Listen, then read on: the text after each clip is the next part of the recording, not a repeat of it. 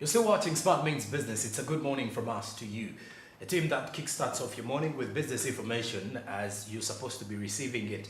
For one, believe that information is vital for everybody and vital for every business person. As you're starting your business day, you should be able to at least have access to the information that pushes you forward, gives you at least a direction as you kickstart off your day. But that direction as well should be ideally one rotating around business. So when we talk business, we talk investment. Zabo is an investment platform that gives you that advantage. Star 292 hash is the USSD code. Please get into and get on board with Zabo. Zabo is a platform which is powered by Altex East Africa, which says do something new. What something new can you do today? Investment. Invest in government bonds and these particular securities. It is very simple and that effective and secure, trust me. When the markets open at 8:15 a.m. till 3:15 p.m., all you need to do is use 15,000 Ugandan shillings or more to invest in, for example, government bonds. You choose the preferred maturity period for those bonds. Zabo, my money, my future. Altex East Africa, do something new. All right, as we speak business here on the show this time around, our SMB Insight focuses on business to business between India and Uganda. Of course, when we talk Uganda and Indian investment, the kind of B2B, if we were to call it business to business, we are in two nations that are dominantly, related in regards to the business transactions. The relationship that Uganda has with India has been there since time immemorial.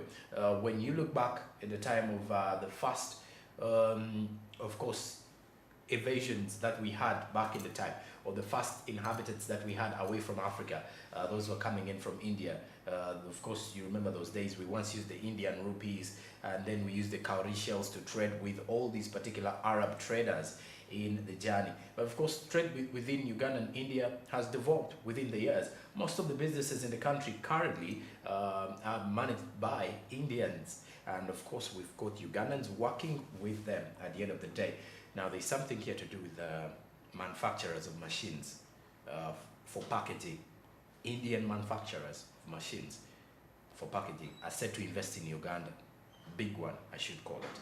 And where will the Ugandans benefit besides getting employment opportunities? How about the entire Ugandan economy? We have the SMB Insight with more details. Has a well-educated population that is eager to make a difference in their nation and in the world. I believe that by working together, the businesses of Uganda and our counterparts can find ways to unlock the potential of our nation and create more sustainable economic opportunities with our citizens. Business. So it's a kind of this Government of India and the PhD Chambers of Commerce give open some gateway for Indian business to go to new areas, go to unexplored markets, and find opportunities. So this is we have already seen about 30 Indian manufacturers are here, and they are in a different kind of packaging. Some of them are manufacturing packaging machinery. So, and you have seen these machineries are all kind of small machineries which even a small businessman in Uganda, he can buy a couple of them and start his own business, his own packaging manufacturing industry in some, not necessarily in Kampala, also some smaller town in up countries. So this is a win-win situation for both Indian businessmen as well as Ugandan businessmen.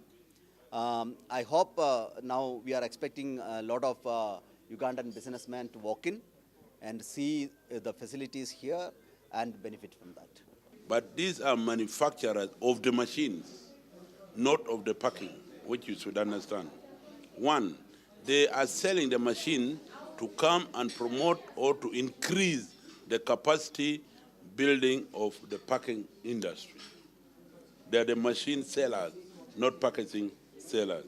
That's why they've come here to sell their factory or to sell their machines in Uganda. Because Uganda cannot afford, and we don't have site.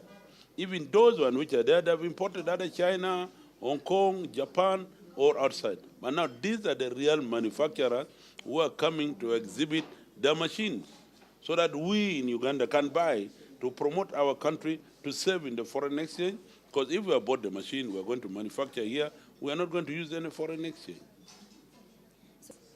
The local manufacturers should be happy because they are going to have competitors. Those are going to compete with them. Because if we have only one, we're not going to have five. And these are Indians, they're not African, no, they're not Ugandan. That's why the foreigners coming to sell the machines here. So that we extend the capacity to employ our people, to make the things cheaper. Because if we have 5 machines here, things will be cheaper. Any investor who comes to Uganda is given an incentive. There's investment license, which very few people know, including in Uganda. And when you're an investor in Uganda, you can be an investor. You have to get an investment license. With this investment license, you're given 5 years incentive free. That's why when you bring a machine in Uganda, you don't pay. But people don't know. So it is good, I told you, the press, to expand this and to teach people, and you should visit investment authority so that you get all these brochures and then you tell others to know what investment is. There are some industries people who lie. They don't tell the president the truth. I'll give you an example of kitenge. Kitenge is never made in Uganda, but they've lied to the president, we're making kitenge here. Where are they making kitenge? We have only 2 manufacturers, this one in Bugolobi and the one in Jinja. Which other place do we have industry for textile? We don't have. So once somebody puts the industry here, it will help and the price will be low. My remarks is let Uganda be always aware. People must read newspaper, people must read books, people must listen and know what is happening in the world. Like if you are a journalist and you're in Uganda, you don't know incentive of 5 years to investors, please learn that today. I am always aware, I'm always listening to many television, many radios, reading newspaper every morning to know what is new. Like this type of exhibition is very good. You find some manufacturers are as low as $5,000, which Ugandans can afford, but because they don't know. I have many, many big businessmen in Lira who are very rich, but they don't know what investment is. They don't know what manufacturing is. If they can afford, if they all put machine, how many workers are we going to give? How much tax are we going to pay to the government? How about labor? Because these are all laborers' work. But because we don't have awareness, so we don't know what we are doing. I'm happy, that's why when I started my speech, I started thanking the press, because you are very important to make people know what is happening in Uganda. But because you always want to hear from opposition, you don't want to hear from the government side, which is wrong.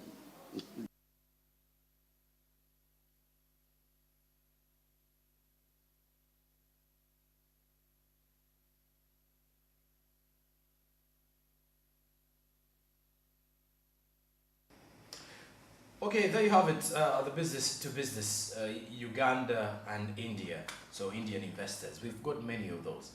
Many are best in the country, others are best out of the country, but still investing heavily in Uganda. And this kind of investment here this time around is rotating around packaging machines. So they want to look for market and to make sure that their investment is to bring machines here because Ugandans are already big into into industrialization now.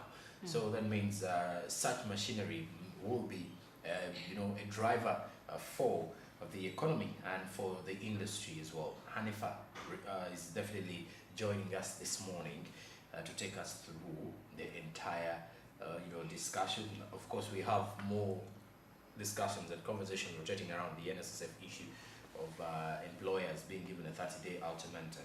But still, let's first of all start with the business to business between Uganda and India, and what this will mean to the Ugandan business community.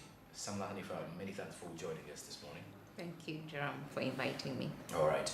And so as we look deeper into understanding these issues, so Indians and Uganda, by the look of things, Indians have been there Yeah. Since independence, even before independence. Before independence. It's just after independence that issues came in when President Idi Amin Dada came into power, the Yeah. economic war 1972, where he had to actually expel them out of the country because he felt like they were managing our economy and Ugandans had no say in it. Yeah. Currently, it is like the same issue, though this time around we have various, economy holders, not only Ugandans or Indians, we even have other people from, for example, Europe and the western side of the world. Yeah. So this, according to some of the key highlights in this issue here between Uganda and India, is that the employment opportunities are coming in. That is for those who will be working for the Indians. Now, what does this mean for the other business community? What do you mean for other? Well, for example, those who are actually going to buy Buy buy this material. Yeah, what does this actually add up, and what is our relation standards with India, and of what impact does it have anyway? Of Well, course. Maybe what I'll talk about, I got much interest when it was about packaging materials, because we know that now this comes back to the aspect of value addition, and packaging is one of them. Talking about how best you really put out the product out there, because in most cases, people don't really mind much the content. In this generation, in this new era, this new age, let me call it the new age. How you package your material, subliminary, create something out there, and it will be. And you can only do that once you have the material that is really good. It's like when you're going to buy anything, like, for example, a radio set. You're going to buy a TV. The box, the way it appears in there, that packaging material is going to determine your purchasing, your ease to release the money to purchase it. That is very, very interesting. The good example I can give, of course, I cannot talk something and I don't talk about my field of movies. We find that majority of them that are being put out there, it's not because they are really, the content is worth really, spending your time to really view, but the graphics you watch in the trailer and everything makes it, that's all packaging in a sense. But it also calls for professionalism. It matters how you pack it. There is a process that you put in when you're packing. Yes, in Uganda we've been really trying to do that, but at some point, the packaging materials that we used to put out there, they may not be as much eye-catching, and it causes a quick judgment, for the people in there. So it's it's such a great opportunity. I believe we could give this a try, as a country, most especially when it comes to packing materials for export within the continent. And of course, now we are seeing the African Continental Free Trade Area, which is already in there, the Free Trade Treaty, talking about the East African regional trade. We have different markets like COMESA, SADC, markets where they are, COMESA and SADC, there's a way they cooperate because some countries exist in both of these markets. But all this cross-border trade will involve, you can't avoid the aspect of packaging. And when I also get back to the value addition, packaging is it's something that finalizes the process. After you've processed it, pack it out there to the consumer that you're taking in there. So seeing the Indian, of course, investing in packaging machines away from the employment, I also look at it at that perspective. Probably there could be a new technology involved in these packaging materials that can be much more efficient, when it comes to even protecting the substance that is inside. Does it even in any way have an impact to our business community? Not that for a question though, sorry. I would want to know the issue to do with employment opportunities here. And I believe these are people who will be working for the Indian investors themselves, right? Yeah. To help them sell, right? Where does this leave our innovators in the country? Now, I want to believe, I don't know. Now, do you think we do have innovators here? Yeah, who are doing all these of things? course we do. What is actually what I loved about the what was displayed Yes. in this very story is that what they thought of the small scale person, because we have innovators, yes, but they still need technology. They need help to actually. We have people who keep inventing things, but they do not have the machine. Because the other time I was looking at some Ugandans who had invented some oil during the inflation. You know, some boys were making oil from the Busoga side, that side. Cooking oil? Or No. fuel? Yeah, fuel, yes. Okay. And they were using these local technology, which was not actually sufficient enough. But if they come to such events where these people bring about these because they bring machines from which can be afforded, Yes. even the small Friendly scale, price. yeah, exactly, for the small scale up to the large scale, because we need much as we have innovators here, they also need help as far as technology is concerned. So when the Indians bring their machines, that these machines can help to process such and such a product, because I've seen the machines that process bottles, water bottles, machines that can process these the decorations, whatever stuff. I've seen so many. You see that they have machines starting from the small scale person to the largest, to this largest manufacturer. I think it's a good initiative. It is a good thing for Ugandans, as our Ugandans. You know, it is not only going to create jobs for the Ugandans, the unemployed, but also helps our innovators to Big ideas. actually to pick ideas and again get used to these machines. Okay, and there you have it for the business to business between Uganda and India. So pretty much we shall be having Indian investors with packaging machines. So we shall be having packaging machines from India in the Ugandan market in the next few months. They may actually be on the market again already, by the way. By the look of things, the way things in Uganda happen, you'll find these machines on the market. Yeah. So this may just be an alert and a warming situation that, hey, we have them, but we are now preparing you for the others coming up. But now, besides that, at the start of the show, we had an update regarding the National Social Security Fund. Yesterday, in the Business Today Bulletin, we as well look deeper in understanding it. National Social Security Fund, the NSSF, looks at adding more than 50,000 employers registered with the fund. That is more than 50,000 in the next 5 years. So maybe every other year they want to have at least 10,000 new employers added onto the list. Now with that, they also expect 1.2 million Ugandan employees registered under these 50,000. In the next 5 years, they would expect to have an increase of 1.2 million savers with NSSF. With that, 30 days of an ultimatum have been given to all employers in the country, irrespective of how many employees you have. You have to make sure you've registered them, and you have to make sure that you remit their savings to the fund.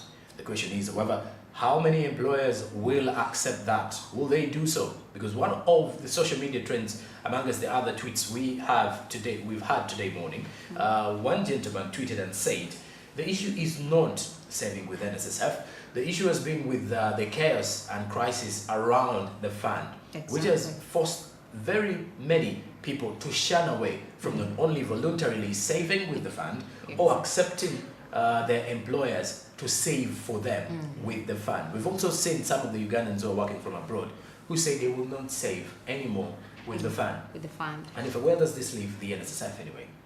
Yeah, I really feel sorry and sad for the management, Okay. because Parliament has already decided management is compromised, it should be laid off. Okay. And then management comes out, the same management, and gives employees an ultimatum. Yes. We are still waiting for the president to take action, because the Parliament has already made its stand on this issue, and so it really it is really still is just tricky for the management to come and start forcing the employees, the employers to for that to start remitting NSSF. It's actually the acting managing director who actually revealed this. Yeah, I have seen it. I have seen it. It is still tricky. Who was actually supposed to step down, right? All of them, Yeah. the board, because they recommended that the board steps down. And then the same person comes out and gives an ultimatum. I highly doubt if employers will actually take him serious. It is so sad that this is how things are, but I highly doubt it. It requires the president, because he's the appointing authority, to take a step on what, because even the minister in charge, the minister who is in charge Parliament recommended that she resigns. So if the manager who was told to step down, Okay. until further notice, comes up with all these ultimatums, and I don't think anyone will take him seriously, because now Parliament has already made its stand on this issue. I don't think. Let's drive it in the employment sector. Employers are not remitting, but there are those who are not remitting even before the saga comes in. The question is, will they accept the 30 days? Because they say, according to the acting managing director, all employers, as long as you're an employer, irrespective of the number of employees. So this time around, there is no bracket where they will tell you if you have employees of more than 5 or 10, irrespective of the employers. So the employees rather. So that means if you're having 1 or 2 employees and you're having a registered business, because they also want the businesses registered, then that means that employee has to have an account with NSSF. You have to remit these savings. I don't know. Will the employers take it on? Because we've looked at the fact that, first of all, the committee that was actually scrutinizing the entire saga at NSSF came to a conclusion that the board, amongst their provisions, should step down. The board didn't.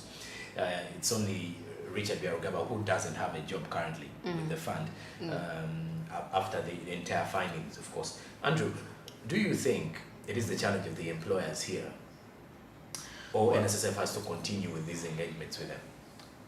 This is 2 ways. First of all, I feel like saving is something that should be voluntary. Okay. And in an incident in a country like Uganda with an entire sort of a messed system. Okay.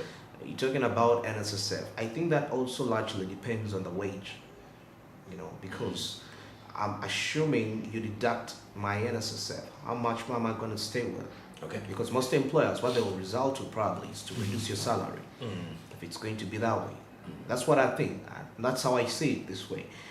If you've been earning a certain amount of money, it's reduced by a certain percentage, and the employer will tell you, because they're not going to get that extra money, and you stay with your salary, like it or not. So it's 2 ways. Save. Yes, Arifa, you're saying something. Actually, Andrew, what they deduct for NSSF is very little. Actually, it's very little. It is very little. And, honestly, you see, it seems little, but to somebody, that's why I say when I was making the statement earlier, the wage. If we have a stable wage in terms of earnings, accompanied with a scandal around the fund, somebody will say, okay, now this saving, however much little it is, which I'm not even sure I'm going to get, I would rather stay with it.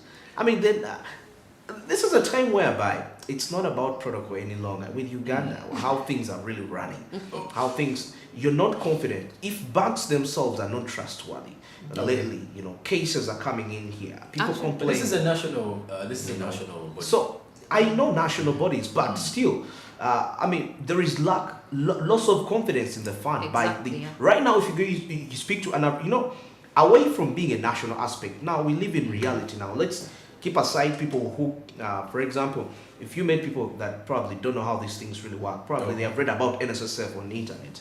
It's okay, and they're really biased. And it is okay. Okay, like what I mean. They know about, it's okay, it's good to save. They just know, they are knowledgeable about it, but they have not faced the reality of what it means to saving there.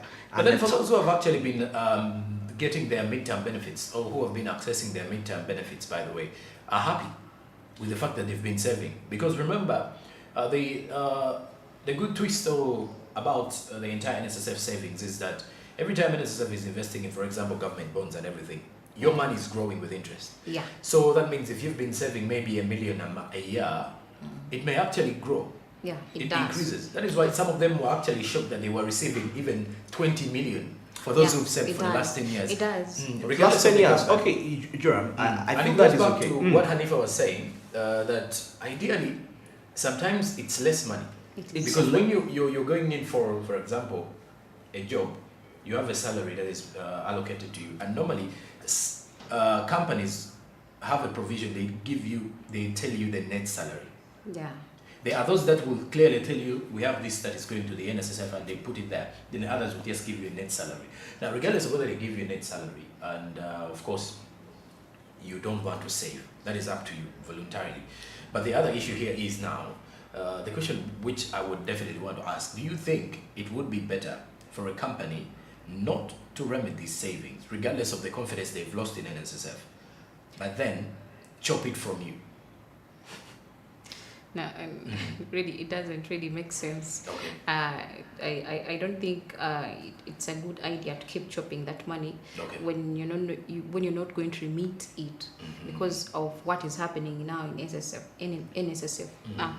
Actually, the president needs to come out actually sooner because so many companies, so many employers if not, they have already stopped. Actually, Yeah. they have already stopped remitting NSSF.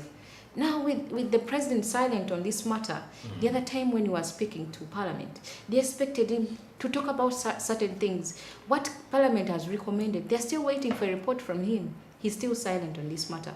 And companies that have been remitting NSSF are going to stop doing that. Companies did not have an issue remitting NSSF. But the issue surrounding NSSF now, it's still in question. We are going to remit this money, is people's money safe? If Parliament says people's money is not safe with such people on board, and then such people come out and then give an ultimatum, like, why are they rushing us? Do they want to steal our money the more? And you see, If they have already stolen money. Joram, Exactly. you mentioned something about bonds, Yeah. Because ask yourself right now, what's the value of the bonds in government, as we speak, in the current state, whereby we seem to be in rents, literally, And talking about the last 10 years, the situation is a little bit different. Anyway, I don't want to rate so much on that in this very matter. Okay. It's also very important for you to know. It's like if you work for a company, it's important to know where it gets its money. It's wise. You're like, Yes. they're paying me this money, but where are they going to get Where it? So are they going to I'm get it? taking it to NSSF. Where are they investing it that is really profitable, that I'm going to feel safe? So that's the Okay. question. I think the issue with NSSF in the National Social Security Fund in countries is basically to create room for saving for retirement. Yeah. I don't know, is there any other best way for Ugandans to save without remitting to the fund? Because if Yeah. employers, because I They are want to there. know, most of the employees don't want to save with NSSF. Yeah. And they feel like their companies should just give them the money. Yes. They have it fully. Exactly. Maybe they have other saving ventures. Maybe they open up fixed accounts with commercial banks in any They way. can buy government. Or I mean, they can invest in government bonds and all that. private company securities. They can get something from that, and quite so many lots of aspects. But personally, that's my opinion. Anyway, I'm not telling people not to save, but But personally, anyway, we shall be getting back with more details regarding this issue, as we shall be just putting it to bed. Samla Hanif is also here to give us more details about what else is trending in the business world and what to look out for in the Business Today bulletin tonight. But besides that, our on-ground conversations are coming up, and they will be rotating around Uganda's agribusiness initiative, which continues to find some huge hindrance. Good morning.